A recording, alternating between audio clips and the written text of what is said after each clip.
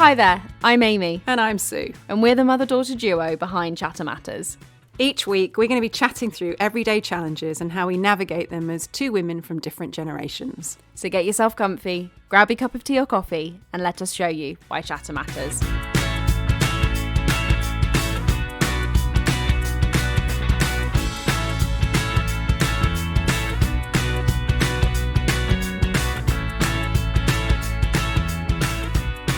Welcome to episode 2. Welcome, number 2 in the books.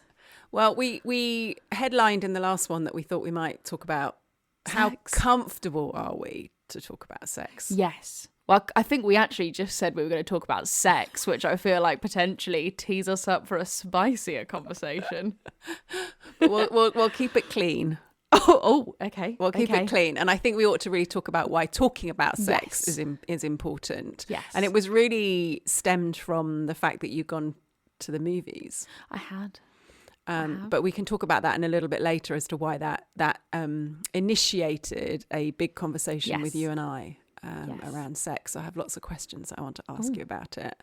Spicy. But we thought we might, on a regular basis, just do a bit of a check-in. See what's been going on in our weeks. Yeah. So do you want to go first? Yeah. So I feel like it was a pretty bog standard week. Work was busy. There's a lot going on. I feel like I'm very busy at the moment. For context, I work in corporate HR.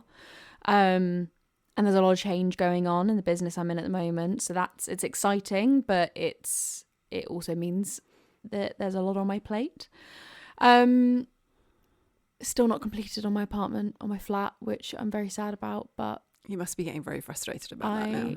I am getting deeply frustrated by it. But it's okay. We move, control the controllables, and, keep hassling the solicitor and the real estate folks to see if we can get some movement. But yeah, nothing really changed there. And then I went out with my friends. I went to the movies to go and watch Babygirl, which was so much fun. And we will get to that in a little bit. But before we get into Babygirl, how was your week, Mum?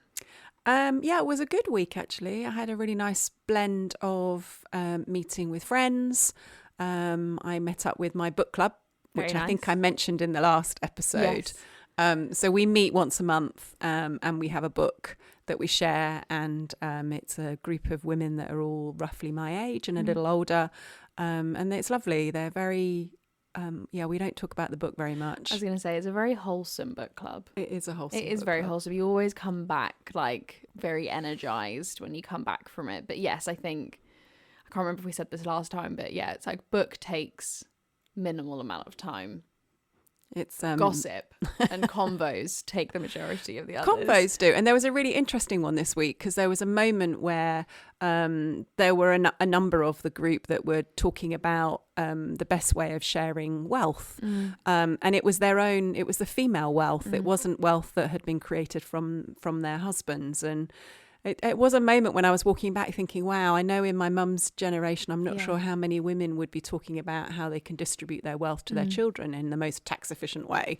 But riveting conversation topic. but it was really interesting that, it wasn't just one, it was 2, 3, 4 women of that group going, yes, these are things that we need to think about. And I was just thinking, go the women that have got, Go the girlies. got this independent wealth now. So I was very proud of our generation for the change, I think, that's happened. Well, speaking of change. Well, and the other thing I did was I did do a little bit of work. Oh, yes. Which was nice and fulfilling and, with a great group of people that I enjoy being with and have a lot of fun and do something meaningful. So yeah, it was a good week. Very good. How would you rate it out of 10? I'd probably give it a good 9 out of 10. Good. It was a good week. That feels like a top tier week, to be honest. And yours? A 7.5. Okay. I feel like it was a pretty bog standard week. I think energy is a little low just because of how busy I've been and a bit of frustration with the flat. But it's not like work is tricky at the moment. Like it's busy, but it's good. And then going out with my friends was a nice little change. So let's dive in then. Yeah. You went to see Babygirl. I did. Give us the sort of headlines of, put us into the picture of what you were doing and who you were with. Yes. And So the idea was suggested actually a week or so ago from one of the girls at work actually. And I think this is the funniest thing about it for me, is that we were all at work and we all sort of, there's a bunch of us that were on the early careers scheme together. And we all sit in a similar sort of area. And there must have been about 10 or 12 of us that were all in at the same sort of time, all went for lunch together and went, we've seen this trailer for this film called Babygirl. And it kind of span out into this, like, some of us had seen the trailer and been like, yeah, oh my God, I really want to go and watch it. And some people were just like, oh, there's a big group going to the cinema. Yeah, I'll come along. So there was a whole range of people that came from a knowing what it is versus not knowing what it all is. girlies. All girlies, all like early 20s. And all of us worked together, which is really quite funny when you think about the topic area of Babygirl. So for those who haven't seen the trailer or haven't been to see it yet, one, would highly recommend you do. It was a fantastic film. But the premise of the film is you've got Nicole Kidman playing this stereotypical female boss CEO kind of energy. You know, she's a CEO of a tech company. She's wearing her stilettos, strutting down New York City streets. And she has a group of interns join her company. And there's one intern in particular who she forms a special connection with, let's say. But fundamentally, they enter into a dominant and submissive sexual relationship, bearing in mind that presenting to the world she has the perfect husband, perfect 2 children, perfect company, perfect life. But she's the submissive one to him. And they enter into this really interesting relationship dynamic where, despite presenting to the world as the more powerful of the two, actually behind closed doors, that power is completely reversed. And how did they portray her? Because, you know, I mean, it's great. There are a lot more older actresses getting some really good roles right now. And it sounds like it was very stereotypical bad boss lady. But then you've got this other power switch that you were talking about in the bedroom. How was she portrayed in the bedroom, I guess? I mean, one, Nicole Kidman looks fantastic. Let's just say here, she looks incredible. And I think, so the character is very stereotypical in some senses, in that it's, you know, like you imagine the gorgeous immaculate trench coat, the Louboutin heels, the lovely little silk blouse with the pencil skirt. And yeah, she's very no nonsense. She's got her phone in her hand the entire time. She's putting out fires left, right, and centre, you know. And then she cut to her in the kitchen at home, and she's got her little apron on, and she's writing little notes on kitchen towels for her kids to go in their lunchboxes, you know. So it's like, oh my God, she's got it all. She's got Antonio Banderas as her husband. Like, who wouldn't want that? You know, she's got 2 fantastic kids. She's a fantastic mum. She's fantastic at her job. Blah blah blah blah blah. Which, for those of us that have run our own company, and I have, and tried to look after your children and tried to be a good wife, it's like, it's really, really hard. So I'm glad they portrayed it as this kind of easy breezy. Yeah. Like no stress. She's just got so many hours in the day. But the sex scenes were fantastic. I thought they were brilliant. They were choreographed really well. They were directed really well. Like, yes, you know, she is the submissive of the two, but they were always really interesting scenes. Like, it never felt, there were some elements that felt a little gratuitous, but I think they were purposefully so, of, you know, like, you as an audience are really gonna sit in this dynamic and really feel it. You know, so watching her crawl over to him and eat something out of his hand, kind of weird, especially when you're surrounded by 11 of your colleagues. But actually, in service of the plot and in service of the film, I loved it, and I thought it was fantastic. And how so in terms of, if we move it into why talking about sexism is important, like how were your work colleagues with that? What was the reaction? Oh my God, that honestly sounds horrifying. I hate it. because I want to be like, there are a lot of the girls there that I'm actually very good friends with, and obviously there are also some there, varying degree of relationships in the room. Some of us are very, very close with each other. You got different sort of groups that are being fused together in a group that size. We just got the giggles. I think one didn't help. We turned up at the cinema minutes before the trailers had already happened. It was minutes before the film was due to start. We all turn up with our pick and mix in one hand, our Tango Ice Blast in the other, and we felt like the sort of like gaggle of 12-year-old boys in the back of the cinema because we just got the giggles. But I think that's probably because we were a little bit uncomfortable watching it with each other, because it was, it's rated 18, it's very graphic, and even if we didn't work together, there's something kind of weird about going and watching something that graphic with your friends. I think adding the little extra lens of the fact that we then all had to go and see each other in the office the next day, like, hello, I know what you were doing last night.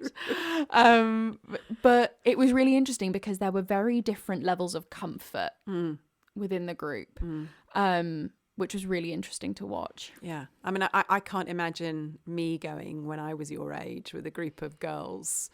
But I don't even know that kind of film would have been around at that time. I mean, I think it was... What's the one with where she uncrosses her legs and... Oh, Basic Instinct. Is it Basic Sharon Instinct? Stone. I mean, like, she literally just crosses her legs and like the media go mad, and it's like, oh my God, she's so sexy.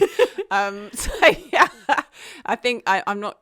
Yeah, I mean, I from my perspective, I'm not sure there were movies out there when I was in my 20s that, that would have portrayed women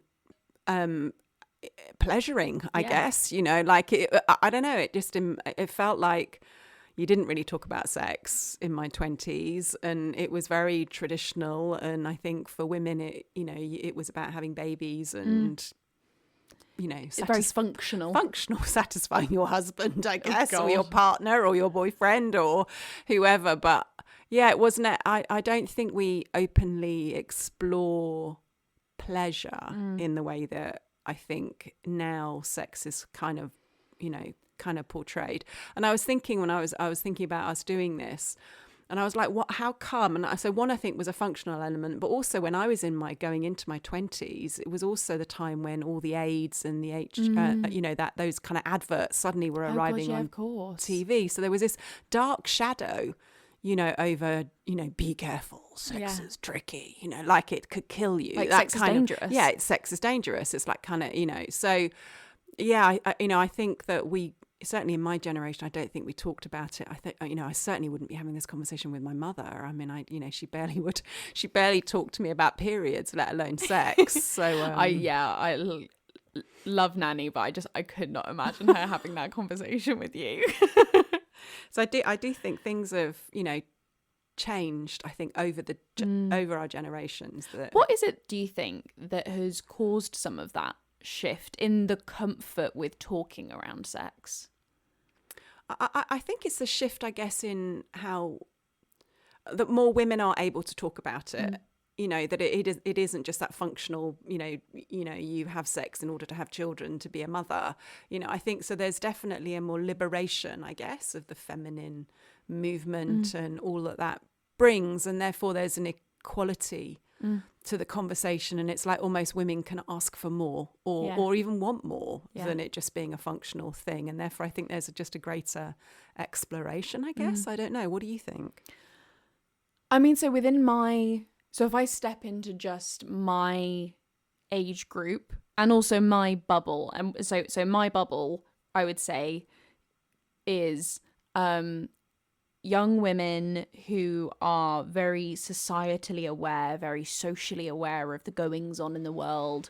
So I think there's a sort of reclaiming, I think, especially with my generation, around the enjoyment of sex and the I think I think you're right in that there's like a balancing of the power with it.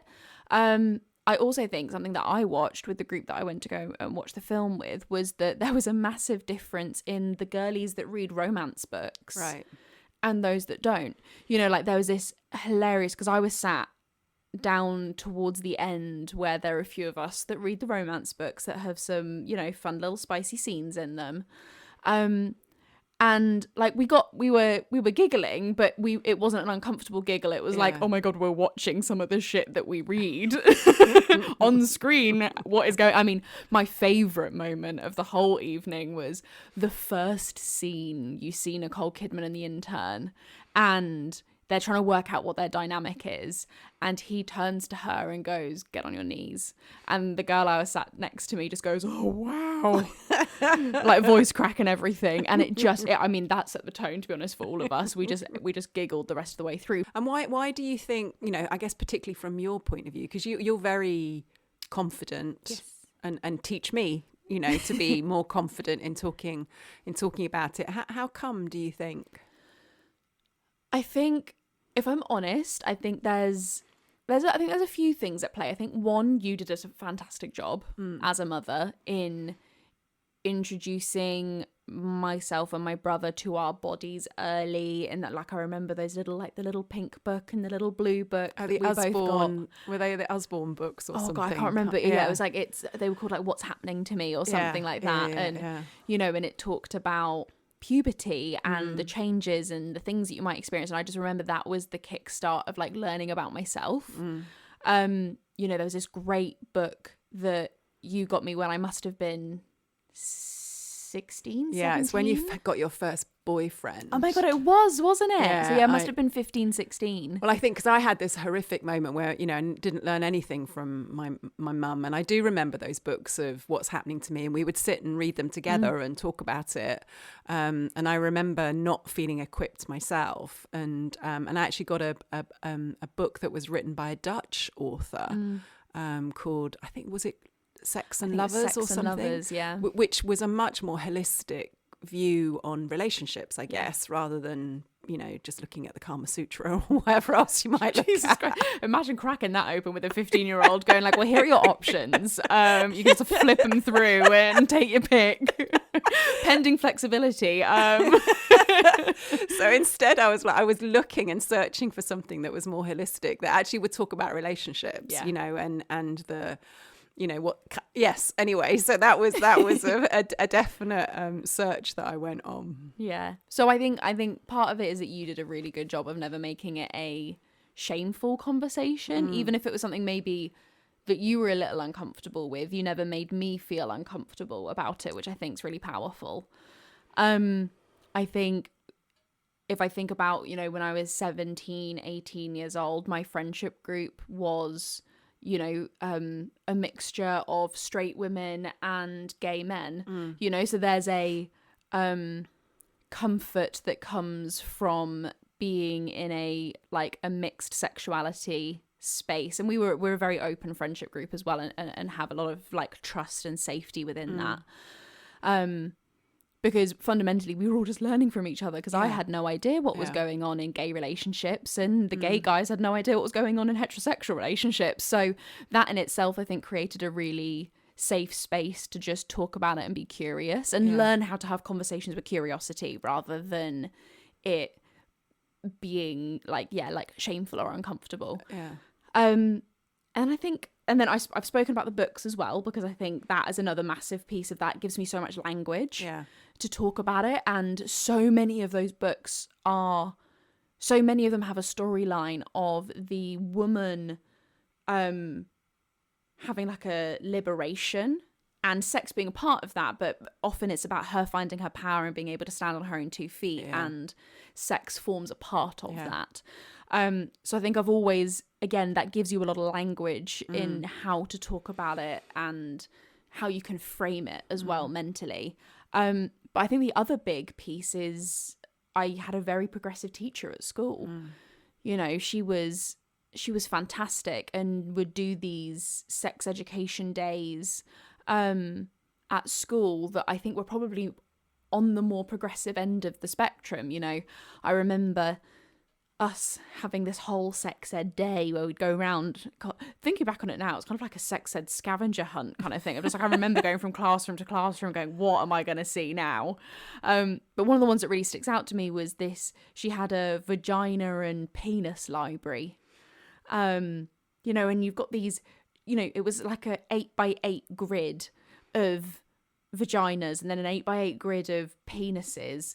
You got like 132 genitalia presented to you at age 15, but like the whole point was to talk around there's not one way that your downstairs area looks, and you shouldn't therefore judge people for having different types of genitalia and that there shouldn't be a beauty standard for them or anything like that, and it just, again, it's a factual conversation. And to, obviously at age 15 you're surrounded by 20 of your classmates and you're all giggling away and feeling, going bright red and feeling really embarrassed. But I always remember you coming back and both, because I think both you and my son also had the same teacher, and I remember you coming back and talking about it at home, which was great, because I mean, I imagine I probably had like a maths teacher, that would try and teach about it, but I do remember how brilliant she was and made it comfortable, even though, as you say, 15-year-olds, you're all giggling, but you did want to come home and talk about it rather than just being embarrassed about it.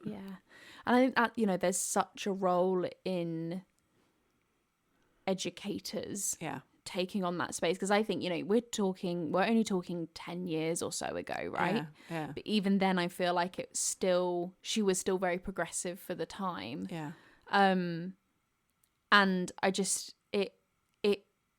our teachers are such a huge role models in our lives and such huge players effectively, because we see so much of them, that there is a massive role that they can play in lifting some of that shame and actually just having a factual conversation around it. And again, it's, I think the thing I'm so grateful for now that I'm an adult coming out of my childhood is just my ability to approach it with curiosity as above anything else, which I think is really powerful. I mean, I don't think I had any of that. I think the only time I started to get curious was when 50 Shades of Grey came out. That was probably about the maximum amount of education I'd had, and I remember reading that and then watching that, and just had never experienced anything quite like it. It was quite groundbreaking, I think, when it came out. I think so, because I feel like, because I remember it being around when we went on holiday. And again, I must have been like 11 or 12 years old, and I feel like every other woman had 50 Shades on the sunbed, and it was, but I think for your generation, it was such a phenomenon, wasn't it? Yeah, it was something very different. It wasn't a traditional way of looking at things, and I think it kind of broke the mold, and which I think was the beginnings, I guess, of some of the romance books and stuff that you've been talking about. And I think also there's something in it showed, like just what you just said, of like it showed a different type of sex and a different way to do it. And it was about pleasure. It was purely pleasure, for pleasure. And I think that piece around and I think that's for me what I really like about the movie Babygirl, is that it is about, at least for me, I saw the message of Babygirl being there's no wrong way to enjoy sex.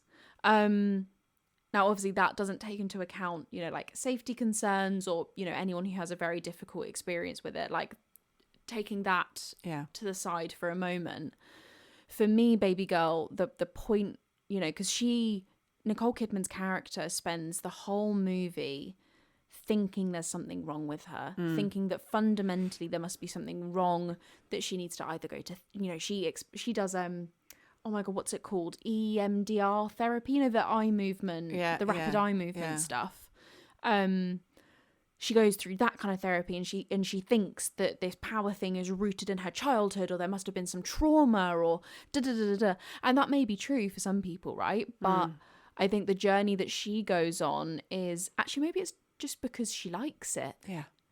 And that can be enough. And the journey that she goes on actually means that the final scene is her and her husband reconnecting and having sex in a way that she finds fun. Yeah. And he's learning what brings her pleasure and actually bringing that into the room rather than going with what society has always taught us sex looks like. And I think that for me was the message that I hope others take away from watching that film, which is, you know, we all have different hobbies, right? And we all enjoy life slightly differently. Why is it not any different for sex? Why can't everyone have a slightly different flavor that they like and enjoy, and that there's nothing inherently wrong with you if that looks just a little different than how we've historically been taught it looks? Yeah, I mean, obviously we're talking about, you know, are we comfortable enough to chat across generations? Are we comfortable enough to chat with our own gender within generations? But there's a bigger conversation about, can you talk to your partner? So true. You know, and actually have that conversation and explore what you like, what you don't like, and actually have an open conversation around that and be curious. Yeah. And be curious. Question for you, Mum. Yeah.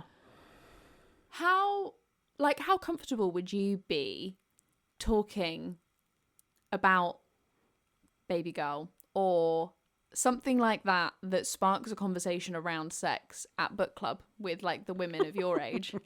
I mean, even some of the books that we choose, you know, I'm quite careful about, you know, not getting too raunchy in any of those books, you know, because of the embarrassment that comes with it. So it's definitely not an easy conversation for women, I don't think, of my age to, you know, to be talking about it. I mean, even coming in and doing this podcast, I was a little bit nervous, thinking, you know, are people going to judge me, you know, for having this conversation with my daughter, because of my age, because I'm a woman, you know, it's just all of those. So there's quite a lot of beliefs and around this, I think, in my generation that I think is quite inhibiting. Yeah. Do you think there's anything in our generation that we've got right in talking about this or not? I think we've I think there's I don't know if it's necessarily your generation per se, but I think there's something that has risen around consent and safety. I think that, and to be honest, you bringing up the AIDS epidemic potentially had something to do with that, right? Which is all around safety, and you can still have sex, but as long as you do it in a way that's safe for everyone involved. That, you know, there's consent involved. You know, like I remember at school, you know, people who go to British schools probably will have a universal experience of being shown the tea video, you know, which is all about it trying to teach consent in the most basic form, which is if someone says they don't want a cup of tea, you don't force them to have the cup of tea. If someone's asleep, you don't make them drink the cup of tea while they're asleep. If someone says they want a cup of tea and then 5 minutes later say, actually, you know what, I'm not feeling like a cup of tea anymore. You know, like and it was such a basic way to teach consent, but it's how it should be taught because consent is basic. But I think that's something that I think potentially your generation has, or at least something has happened in society, I reckon, over the last 15 years or so that has made it a much more live conversation. And I reckon your generation probably had something to do with that. Yeah, it's interesting if you track it back. Certainly, the consent was not a word that I would have had a conversation with somebody about when I was in my 20s. So it has evolved, and I really like it. And I love the way that it's shown in programs now, and you know, even in Bridgerton, you know, that beautiful scene, you know, when they're in the carriage, you know, and there's consent there, you know, and so I really love the way that that's been brought in, and you know, and it's sad also. I think some of it is you know, the amount of violence against women, you know, that, you know, so I'm glad it's a conversation that now is much more open, because it's not just a conversation for women to have with women, right? Like this is a society level cross gender you know, conversation. And I think that's something, at least that I've watched, that I think my generation, at least from my experience and the people I surround myself with, take very seriously. But I think also, you know, I think that's something that therefore has probably come from generations like yours to be, you know, lessons learnt from the past that we're going to change and we're going to break that cycle. Yeah, and I think the other thing that's changed for me is watching all of these older women now, you know, being involved in movies like Babygirl, but also there's a movement of women not shying away when they get into their 50s. You know, it's like it's sort of, there's quite a lot of empowerment around claiming the last, you know, third of your life and not just shrinking away and not wanting to be seen as you get old. So I also really appreciate that you're, you know, that the age that we're in now is allowing women to not disappear. And how, I mean, you've covered it a little bit, but like, how does it make you feel? Right, we've had like, what was the one that Emma Thompson was in, like Goodnight Leo Grande or something like that, and then, you know, we've obviously got Babygirl, and there are a few other examples of women taking centre stage with films made around women's Demi pleasure. Moore recently has also Yeah. done it. I mean, I think it's incredible. I mean, there's so many incredible actresses out there that are my age that are now, you know, and they still look incredible, don't they? So I guess there's a bit of also, you know, is it because they look beautiful still that they're still getting parts? But I think the representation of older women, you know, having main character pieces, I'm really happy about, and that they're still sexy, and that they're still kind of perceived as being sexy. Yeah. I was just, in terms of like, just thinking about as we come toward the end, just as a bit of a summary around why do you think it's important to be able to have these conversations? Like we talked about chatter matters, kind of like why is it important for us to be able to talk about sex?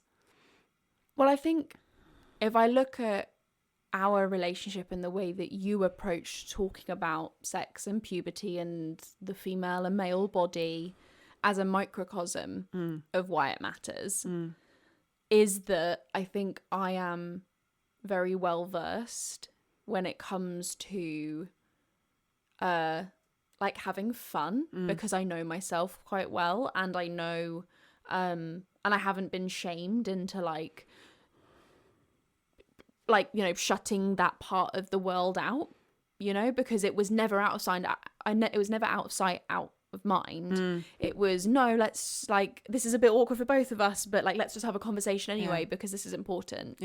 And I think that's enabled me to understand and have a different approach to sex and relationships, I think, because I feel very comfortable talking about it. And I think, to your point of like, I still feel a little awkward trying to talk about it and articulate it on like a podcast. Yeah. But in my everyday life, and I think even in this, you know, it's I've got good language to talk about it, and I have points of view, and I have opinions, which I think is really important. I think that helps keeps me and my friends safe as well. And I think well, in return, you now inspire me, because I think, you know, that you're much more body positive, much more self-aware, you know, and I think, you know, when you talk to me about the books that you're reading or the films that you're watching, and I'm very curious about how you perceive it and see it, because it does feel like it's a much more healthy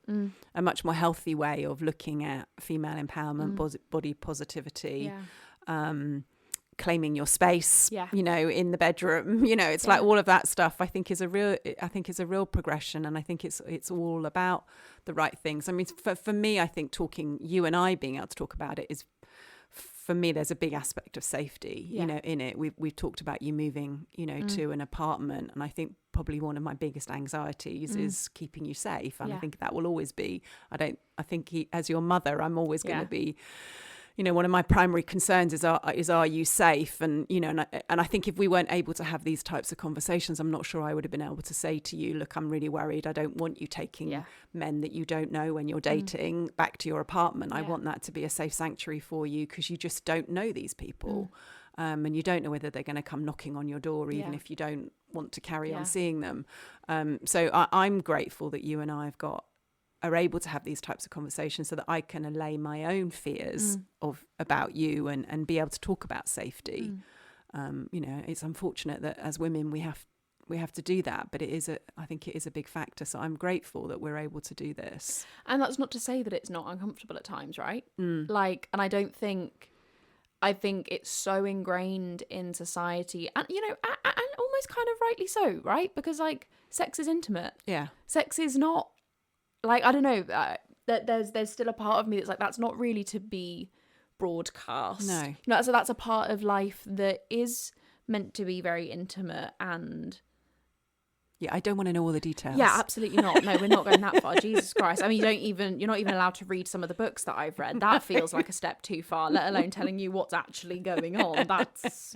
No, I don't want to go there. That's horrifying. I hate it, and we can stop there. But I think being able to talk about it yeah. and be open and, so like, I think that has power.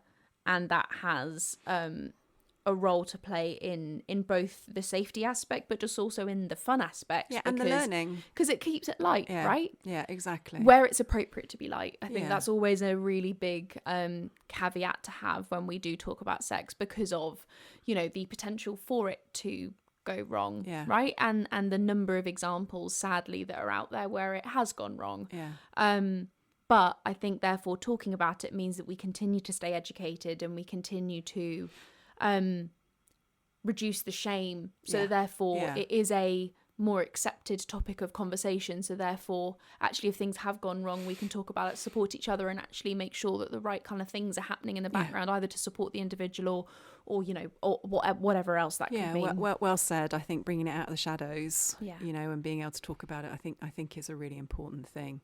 So if any of you have got, I'm hoping that either bits of this have resonated with you. You may have some questions. You may have want Amy and I to talk about something else. We'd love to hear from you. Yeah, absolutely. So we have got our Instagram. It's called @chattermatterspod, and then our email is the same. So chattermatterspod@outlook.com, and we would love for you to message us, love for you to email us. Maybe you've got something, as Mum said, resonated about this that you kind of want us to talk through a little bit more, or maybe you've got a question or just something else that you think that would be quite fun for us to talk through, or helpful for us to talk through. Great. So as you look forward in the week, what are you looking forward to this week, Ames? I've got a date. Oh, I've got a date next week, actually. I'm excited for that. It's going to be fun. And then I've also I've got my annual review at work as well. Nice. So need to put a little bit more thought into that before I go into it. Great. Well, we can chat about we can chat about that. What's coming up in your week? I've got a slightly quieter week. I think hopefully some nice dog walks, and I'm going into London. Very nice. A couple of times. I got a little bit of work. I work for a non-for-profit organisation, so I've got a little bit of work for them, which I'm looking forward to doing. But so it should be a reasonably good week. Amazing. Well, until then, I hope you all have a lovely week. Yeah, have a great week, everyone. And we will see you next time. Yeah, next Monday we'll be dropping. And maybe what we should do is talk about careers and your career conversation and talk about that in a bit more detail in the next episode. Yeah, sounds like a plan. Awesome. Amazing. Take care, everyone. Bye.